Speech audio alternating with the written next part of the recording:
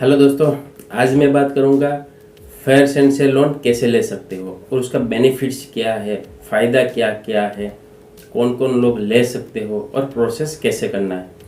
ये पूरा दिखाऊंगा इस वीडियो के अंदर, तो वीडियो के एंड तक बने रहना।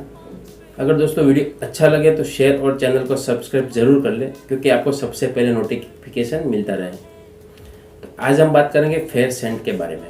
जी हाँ, फेयर सेंड एक P2P प्लेटफॉर्म है जिसका पूरा नाम होता है पीयर टू पीयर लेंडिंग। अगर आपको P2P के बारे में जानना है ज़्यादा कि कैसे वो काम करता है, कैसे है, तो मैंने आई बटन में लिंक दिया हुआ है, वहाँ से आप चेकआउट कर सकते हो, या डिस्क्रिप्शन में लिंक डाल दूंगा जहाँ से आप चेकआउट कर सकते हो। पूरा डिटेल्स बताया कि कैसे काम करता है, कैसे रिटर्न मिलता है, वो सब पूरा। तो आज हम सिर्फ बात करेंगे लोन के बारे में कि आपको लोन कैसे अप्लाई कर सकते हो और क्राइटेरिया क्या क्या है। P2P जो है फेयर सेंड में, उसके कुछ रूल्स है। वो सेलराइड और बिजनेस दोनों लोगों को फंड देता है। उसका जो बेसिक रूल्स की बात करूँ तो आपकी एज 23 ईयर से ज़्यादा होनी चाहिए और आपका एरिया पिन कोड कोई भी हो। जैसे आप एप्लीकेशन लॉगिन करेंगे, मैं बताऊंगा इस वीडियो के अंदर, तो वहाँ पे आपको पिन कोड अगर है आपका सिटी का तो आप ले सकते हो। पूरे पैन इंडिया में बहुत सारे पिन कोड्स अवेलेबल है जहाँ से आप अप्लाई कर सकते हो। दूसरी चीज़ कि कोई ऐसा एरिया होता है कि जहाँ पे बैंक की फंडिंग अवेलेबिलिटी नहीं होती है, ठीक है, तो वहाँ पे ये P2P फंड काम करता है। तो एक अच्छा सबसे अच्छा बेनिफिट्स है। दूसरा बेनिफिट्स की बात करूँ तो आपके पास कोई ओनरशिप प्रूफ नहीं है। समझो कि आपके पास खुद का घर नहीं है, तो बहुत सारे बैंक में जब अप्लाई करते हो लोन, तब आपको ओनरशिप मांगा जाता है। ओनरशिप का मतलब कि आपका नाम पे खुद की कोई प्रॉपर्टी होना चाहिए। अगर वो नहीं है तो लोन लेने में दिक्कत आती होगी, तो उसके लिए ये रास्ता चुन सकते हो आप। तीसरा है कि आपको कोई ऑफिस पे या विजिट करने की ज़रूरत नहीं है, तो 100% डिजिटल प्रोसेस है, तो ये आपके लिए आसानी रह जाएगी।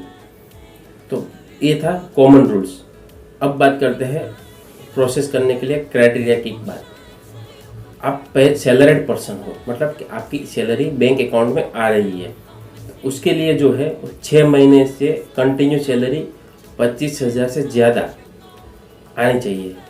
6 महीने में कंटिन्यू, ऐसा कोई नहीं होना चाहिए कि बीच में 2 महीने पहले या 24,000 आया था, तीसरे महीने में 28,000 आया था, उसके आगे 23,000 आया था। नहीं, 25,000 से ज़्यादा तो होना ही चाहिए 6 महीने में, तो आप अप्लाई कर सकते हो। पहला क्राइटेरिया। दूसरा कि आपकी 3 महीने की सैलरी स्लिप चाहिए और पैन कार्ड और आधार कार्ड, तो बैंक का स्टेटमेंट 6 महीने का। ये 5 डॉक्यूमेंट पे आप लोन पर अप्लाई कर सकते हो। अप्लाई करने के लिए भी मैंने डिस्क्रिप्शन में लिंक दिया हुआ है। जब ओपन करेंगे तब आपको बेसिक डिटेल्स फिलअप करना है, नाम, मोबाइल नंबर, ईमेल आईडी। जब अप्लाई करेंगे, सबमिट करेंगे, तो वहाँ पे ही आपको प्रोसेस आगे बढ़ेगा या नहीं वो वहाँ पे मालूम पड़ जाएगा। वो डिपेंड ऑन आपका credit history, credit score base पे। अगर आपका क्रेडिट स्कोर अच्छा है, उसका क्राइटेरिया में आ रहा है, तो आपको नेक्स्ट स्टेप ओपन होगा जहाँ पे आपको बेसिक डिटेल्स फिलअप करना होगा। तो ऐसे आप प्रोसेस कर सकते हैं। बात करते हैं बिजनेस वाले के लिए। जी हाँ, बिजनेस वाले के लिए ओनरशिप की भी रिक्वायरमेंट नहीं है। जी हाँ, बहुत सारे बिजनेस लोन जब बैंक में या फाइनेंस कंपनी में आप अप्लाई करने जाते हो तो आपको ओनरशिप मांगा जाता है और इसी वजह से आपका लोन नहीं होता या नहीं कर पाते हो। तो उसके लिए भी ये रास्ता चुन सकते हो आप।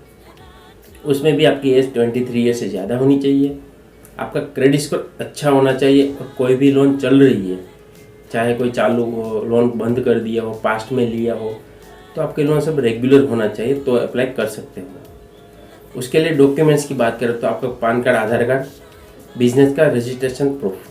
जी हाँ, बिजनेस रजिस्ट्रेशन प्रूफ मतलब कि आपका फर्म जो है, जो भी नाम से बिजनेस करते हो, आपके पर्सनल नाम से करते हो या कोई फर्म का नाम हो, तो उसका कोई रजिस्ट्रेशन लाइसेंस होना चाहिए। जैसे GST है, गुमास्ता धारा, ट्रेड लाइसेंस, ऐसा कोई गवर्नमेंट का लाइसेंस हो जो हम ऑनलाइन ट्रैक हो सके, ऐसा कोई भी लाइसेंस होना चाहिए। और 2 साल का इनकम टैक्स रिटर्न और बैंक का स्टेटमेंट 6 महीने का। अगर आपके पास बिजनेस प्रूफ नया है, 1 साल के अंदर का है, तो 1 साल पुराना बैंक स्टेटमेंट चाहिए, करंट अकाउंट। तो ये डॉक्यूमेंट भी आप अप्लाई कर सकते हो। दोनों की बात करें तो लोन अमाउंट करते हैं। लोन अमाउंट जो है वो 5 लाख तक का लिमिट होता है। आने वाले समय में बढ़ने वाला है, अगर लोन बढ़ेगा तो 10 लाख तक चला जाएगा। तो अभी फ़िलहाल जो 5 लाख का फंडिंग करता है। दूसरी चीज़ कि जब आप अप्लाई करते हो तो पूरा डिजिटल प्रोसेस है, आपको कोई बैंक में फिजिकल सबमिट करना नहीं होता है डॉक्यूमेंट। तो एक दूसरा रास्ता बेनिफिट्स हो गया। आपका लोन होगा कि नहीं होगा तो स्कोर कार्ड के हिसाब से आपको इंस्टेंट मालूम हो जाता है, डिटेल जब आप फिल करते हो उसी बेस पे मालूम हो जाता है। चौथा कि अगर आपको लोन अप्रूव होता है तो उसके बाद भी आपको पेमेंट जो है वो आसानी से मिल सकता है 2 से 3 दिन के अंदर। वो काम कैसे करता है, जब आप अप्लाई किया, अप्रूव आ गया, मतलब कि आपका जो एप्लीकेशन डिटेल फिलअप कर दिया, तो उसके बाद आपको डॉक्यूमेंट सबमिट करना होगा, जैसे पैन कार्ड, आधार कार्ड, सैलरी हो तो सैलरी स्लिप, बैंक स्टेटमेंट, और बिजनेस वाला है तो इनकम टैक्स रिटर्न और बिजनेस प्रूफ वो आपको सबमिट करना होगा। वो मेल पे या मेरा जो व्हाट्सएप नंबर दिया हुआ है वहाँ से भी अप्लाई कर सकते हो। उसके बाद बैंक प्रोसेस करेगी, अगर कितनी लोन अमाउंट है, कितना रेट ऑफ इंटरेस्ट है, कितने साल के लिए मिलेगा और कितना कट के आएगा, मतलब कि बैंक का खर्चा कितना कट होगा, वो पूरा आपको जब फ़ोन आएगा वेरिफिकेशन में सब पूरा बताया जाएगा कि आपके लोन इतनी आएगा, इतना बैंक का खर्चा कटेगा और आपको अकाउंट में इतना क्रेडिट होगा और इतने साल के लिए लोन होगा। अगर आप एग्री हो, अगर आपको लोन जो अमाउंट है टेन्योर के साथ एग्री हो तो आपका लोन लाइव किया जाएगा। जो प्लेटफॉर्म पे लाइव किया जाएगा उसके साथ में आपका बेसिक वेरिफिकेशन प्रोसेस स्टार्ट होगा। वेरिफिकेशन के साथ साथ आपका फंडिंग अगर अवेलेबिलिटी हो गया, 100% फंड हो जाता है तो आपको डिस्बर्स की प्रोसेस चेक किया जाएगा। तो अगर कोई भी प्रोसेस रेगुलर होती है, टाइमली रेगुलर पेमेंट मिल जाता है, टाइमली फंडिंग मिल जाता है, टाइमली वेरिफिकेशन ओके आ जाता है, तो 2 से 3 दिन के अंदर आपके अकाउंट में क्रेडिट हो जाता है। तो इतनी फास्ट प्रोसेस है। दूसरी कि क्लोजिंग चार्ज भी दूसरी बैंक से कंपेयर में बहुत कम है। अगर आप कोई भी रेप्यूटेड बैंक में जाए लोन लेने के लिए, तब जब लोन क्लोज करते हो, चाहे आपका एक EMI भी बाकी हो, तो भी आपको रिमेनिंग अमाउंट पे पेनल्टी लेता है 4%, 3%, 5%, ऐसे सब बैंक में अलग अलग है। जैसे मैंने भी खुद का HDFC का कार लोन बंद करने गया था, एक EMI बाकी था लास्ट, तो भी उसने 4% चार्जेस लिया था, फोरक्लोजर चार्ज बोलते हैं उसको। तो ये जो है कंपनी में फोरक्लोजर चार्जेस बहुत कम है। दोस्तों आज ही अपना लोन की एप्लीकेशन कर सकते हो। अप्लाई करने के लिंक जो है मैंने डिस्क्रिप्शन में दिया हुआ है, वहाँ से अप्लाई कर सकते हो। कोई भी एडवांस पेमेंट नहीं करना है आपको। अगर कोई पेमेंट मांगता है, अगर कम रेट में आपको लोन देता है, आपका पहले बोलता है कि इस अकाउंट में इतना पेमेंट क्रेडिट करो, इतना फंड जमा करो, उसके बाद आपका लोन का प्रोसेस होगा, तो मत करें।